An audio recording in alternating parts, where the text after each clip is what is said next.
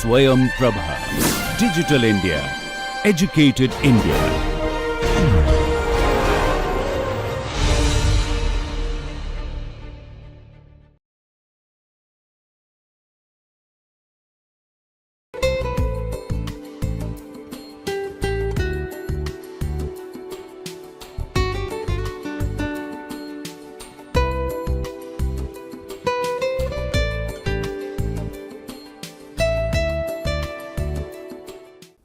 Well, there are many other topics that has been searched by Indian psychologists. For example, applying emotional intelligence in organizational context, starting from comparing the impact of emotional intelligence on self-management and impression management behavior.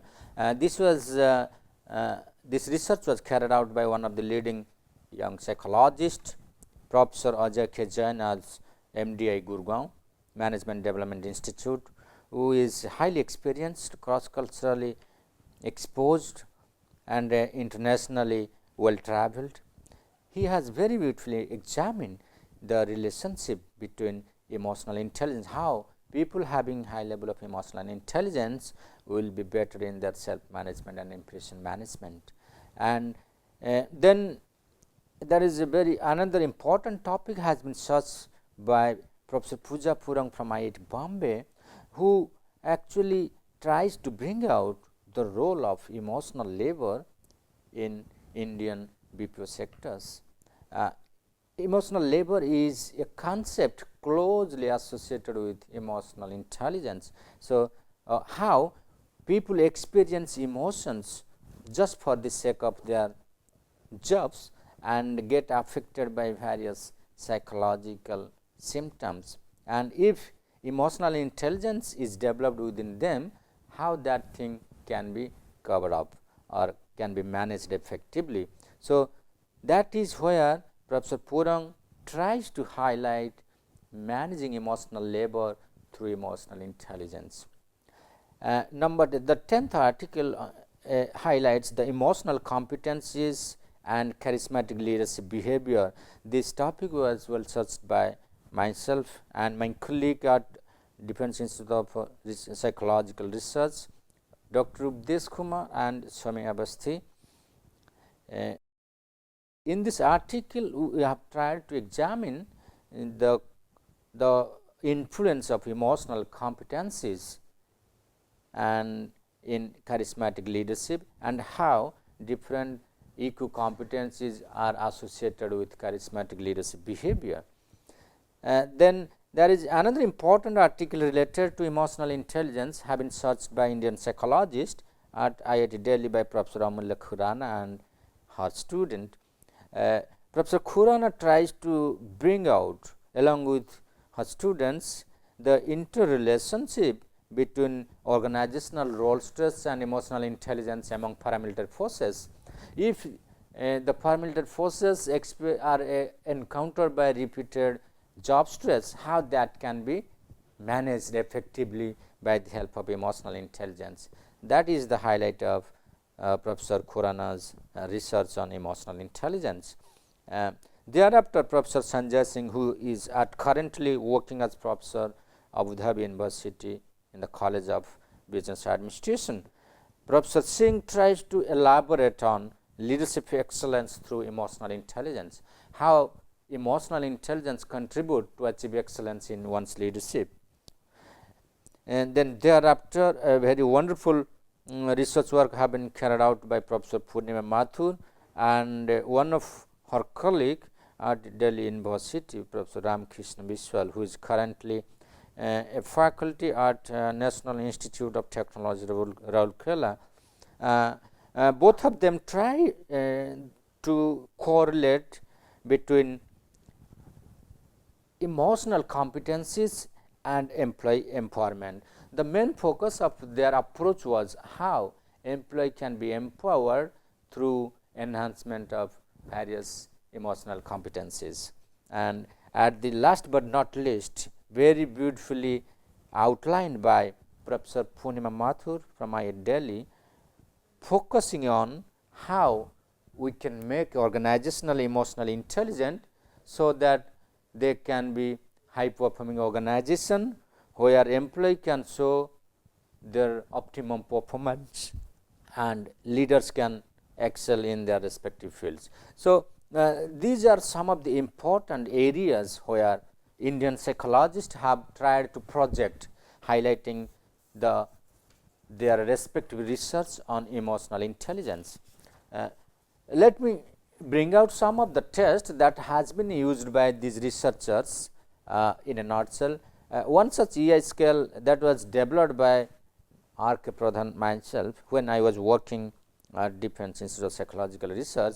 We have developed a large number of battery of psychological tests like intelligence test, aptitude test batteries, then personality test, leadership test. One such test was also developed for armed forces, that is called emotional intelligence scale, where we have tried to identify more than 20-30 competencies required for armed force personnel to be effective on their roles under emotionally loaded situations. And finally, we ended up with 11 such factors, probably that could be the important factors covering the whole frame of defense personalities. In this paper was also presented by myself in the International Congress of Applied Psychology that was conducted by Greece Psychological Association in the year 2006 in Athens. However, the details of the test are not available to the commercial markets or the outside world, as it was developed keeping the need of the defense itself. So, that is the secrets of the test, but however, many of the tests has come up thereafter in India. Say for example, one such tool was developed by EI scale by Hyde, Pete and Dhar.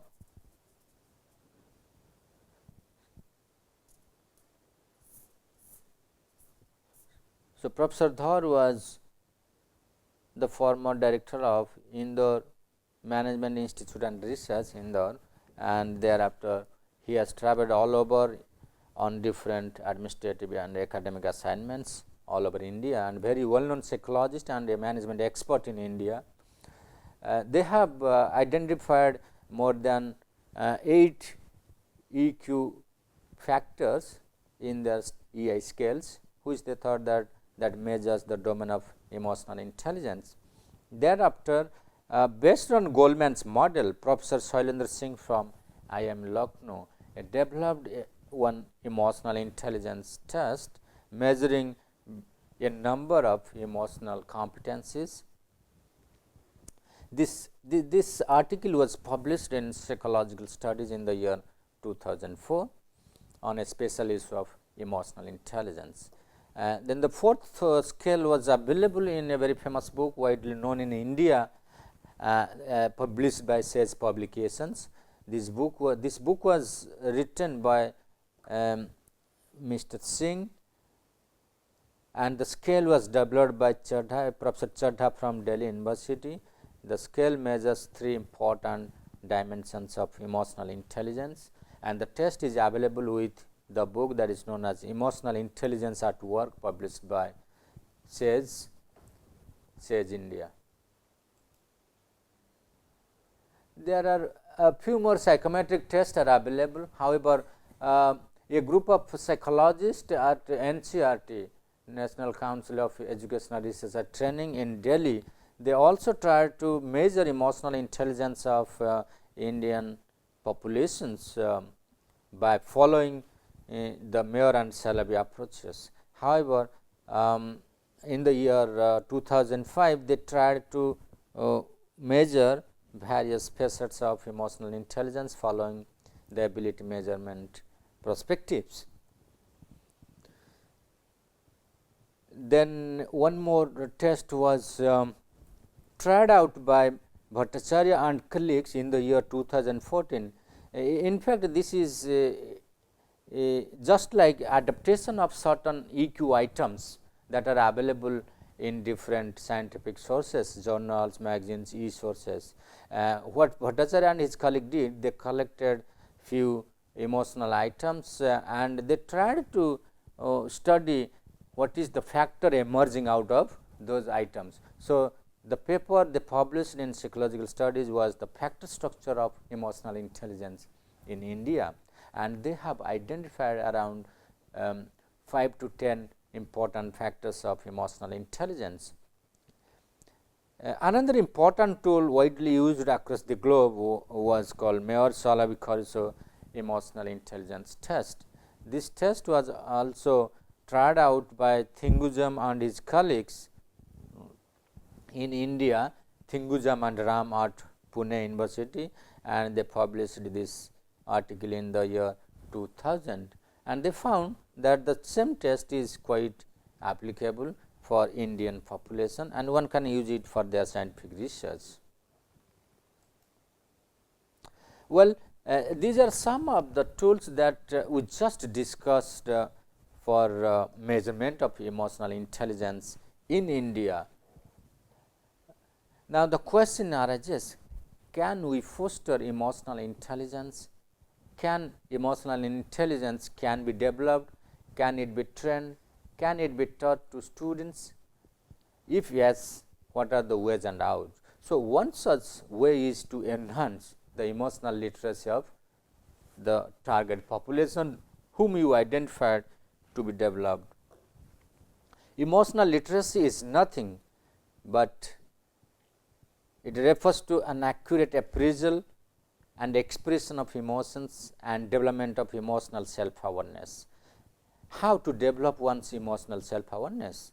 It refers to the ability of a person to recognize the consensually agreed upon emotional qualities of objects in the environment. It helps a person to develop a sound emotional vocabulary to recognize and understand the emotions in self and others. So, we have certain general guidelines, we will be discussing about those, how this emotional literacy could be developed among the general population also, just to facilitate their future developments. This emotional literacy in fact consists of three important dimensions. One is called emotional self-awareness, emotional expression and emotional awareness of others.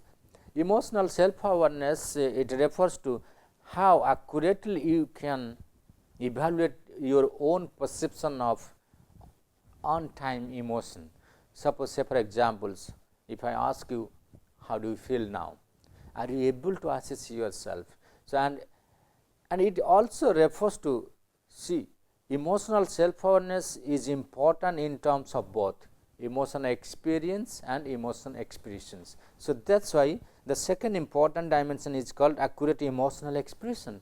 So, the way you are perceiving a particular kind of emotion at the moment, are you able to label them exactly by expressing? That is very important.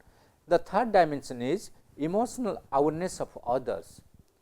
When you express certain emotions towards others or towards anybody else in front of you, are you really aware of what would be the impact on them? Many times what happens, without caring about others, we just react, and thereafter we regret a lot. We feel guilty. Oh my God, I should not have talked like this. So, it must have bad impact on the persons. So, that is why we always advise as experts of emotions and emotion studies or emotional counseling, it is very important to tell your client or your students or a person concerning emotional intelligence, you must think thrice before reacting. That is how you take control of the expression of your emotion towards others, and that is what exactly we talk about emotional awareness of others. Looking at a person, are you able to judge the kind of emotional expression on his face, whether the person is comfortable, the person is in trouble, the person is happy, the person is sorrow? These are very essential things one need to understand as an expert. If you can understand that, then that is a sign of your emotional literacy. So, emotional literacy involves accurate appraisal, expression of emotions and development of emotional self awareness. It refers to the ability of a person to recognize consciously agreed upon emotions. So, there is a small exercise we can take on here, say for examples like,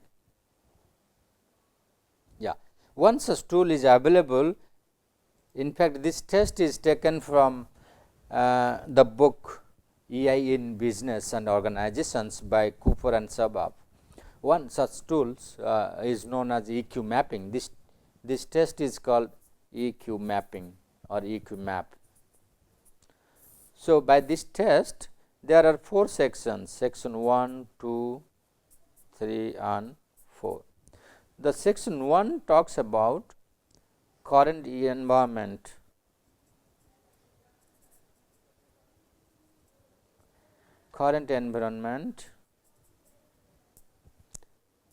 The second section deals with emotional literacy,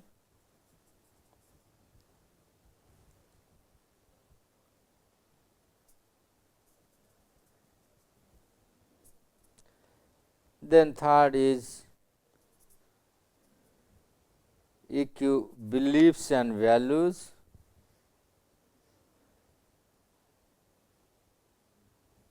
then EQ outcomes.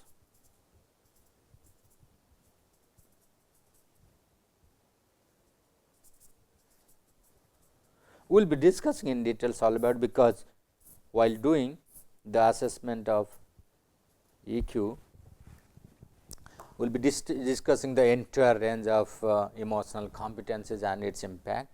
So, this test in fact gives an awareness about where do you stand exactly on your emotional literacy. To begin with, the first scale is called emotional self awareness. These are some of the self administered items are there. Say for example, for each item listed below, please indicate how well it describes the way you currently think or feel about yourself. So, each item you can rate on this 4-point scale, like very well, moderately well, a little and not at all. Not at all is scored as 0, little is 1, moderately well is 2 and very well is 3. So, you can try at your end also and take stock of your level of emotional literacy at your end.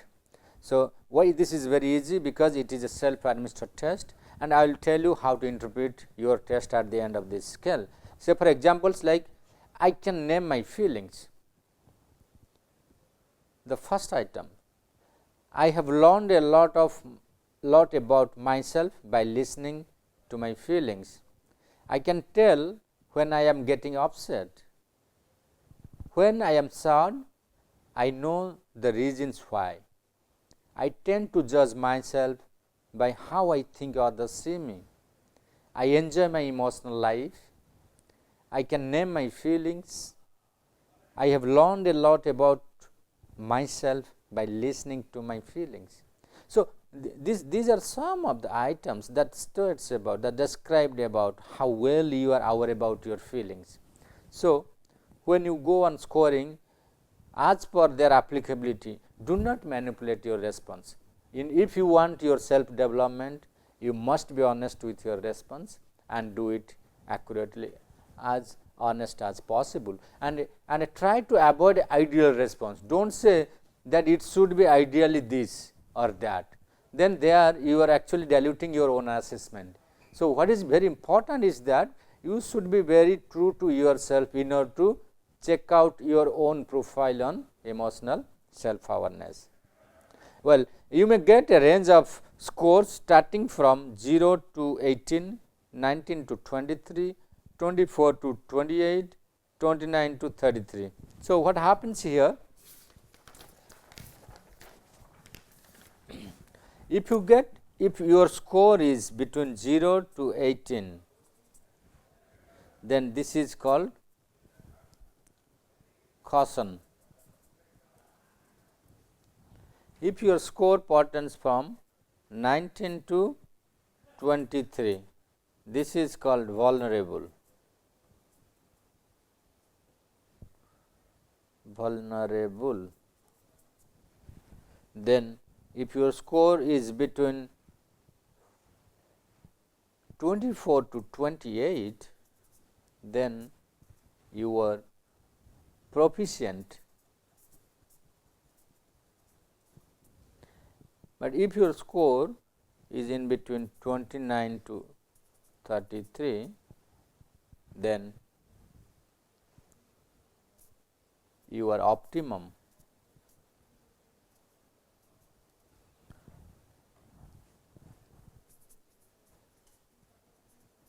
This is called the scoring interpretation. So, now the question is that what is optimum, what is proficient, and what is vulnerable, and what is caution.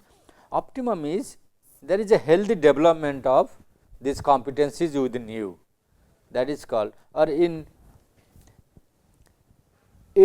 general sense you can say optimum is excellent. You have got a very excellent score on this, that means your emotional literacy is intact and you have realized the optimum level of growth in this. Then if you are at the proficient level,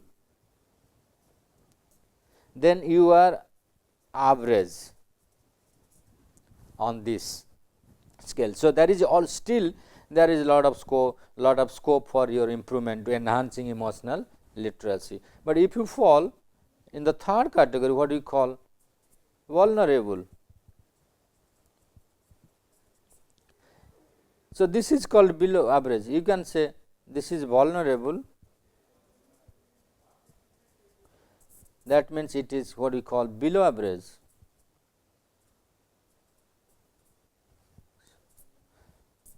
This is called below average.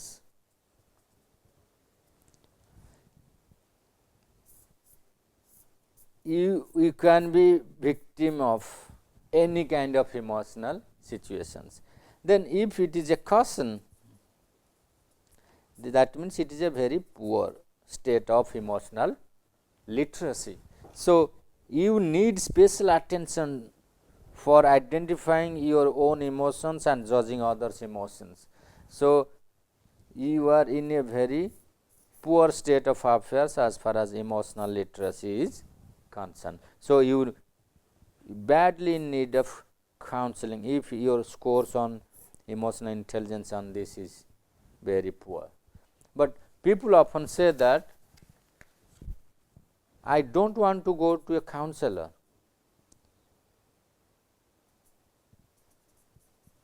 because going to a counselor is a taboo nowadays in society.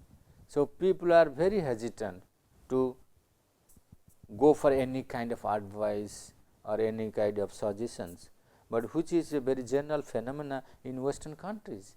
Even a normal person can go to a counselor for self development.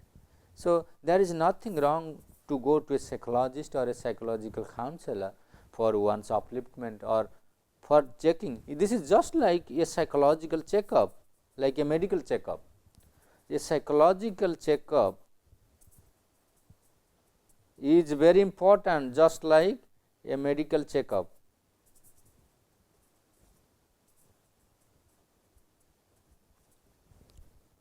Not for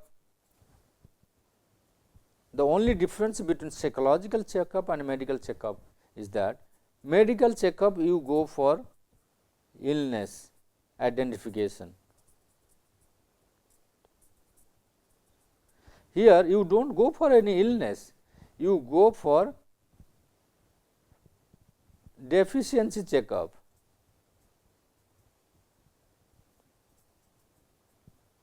In which, say for examples, our personality is consists of many different dimensions, like personality, coping, defense mechanism, then we have social intelligence, cognitive intelligence, emotional intelligence, There is no single person in this world available who will be high on all these dimensions. So, this psychological checkup will show you whether, say for example, like coping, what is your coping skills, what is your personality type. Accordingly, the counselor will advise you which one is good for you, and if you develop and improve upon those areas, your life will be smoother, happier and prosperous. So, that is the main concern of psychological checkup or going to a psychologist and taking advice. But unfortunately, in India this has got a very bad connotation. Now, coming or going forward, the second dimension, what we call emotional expression. So, say for examples, like there are 3 dimensions of emotional literacy, right.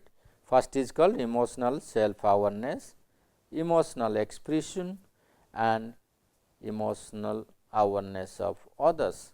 If you put your score on this: caution, vulnerable, proficient and optimum. Okay. This is optimum, proficient, vulnerable and cautionary, and these are the dimensions. Sometimes it is possible you may be high on this, low on this and moderate on this. Sometimes this is one person's graph, this may be one person's graph. We will discuss about this, why there exist gaps among these 3, or is it since although they belong to one dimensions, is it also possible that they may also vary on these 3? Yes. Second dimension is what we call emotional expression. What is this emotional expression? Let other people know when they are doing good job. Somebody has performed well, you need to appraise them, and that appraisal through giving a smile at the job, good job done, well done, keep it up. This kind of emotional expression will generate a lot of positive motivation, which will further create a zeal in the mind of the person to work better or perform better. Second is, I express my emotions even when they are negative. Yeah, because this will give an impression towards others that he is not comfortable with your behavior. This is also equally important. Third is, let others know what I want to need, what I want and need. You must also express in certain ways that what is your need of the hour. My closest friends would say, I express my appreciation of them. That is very nice.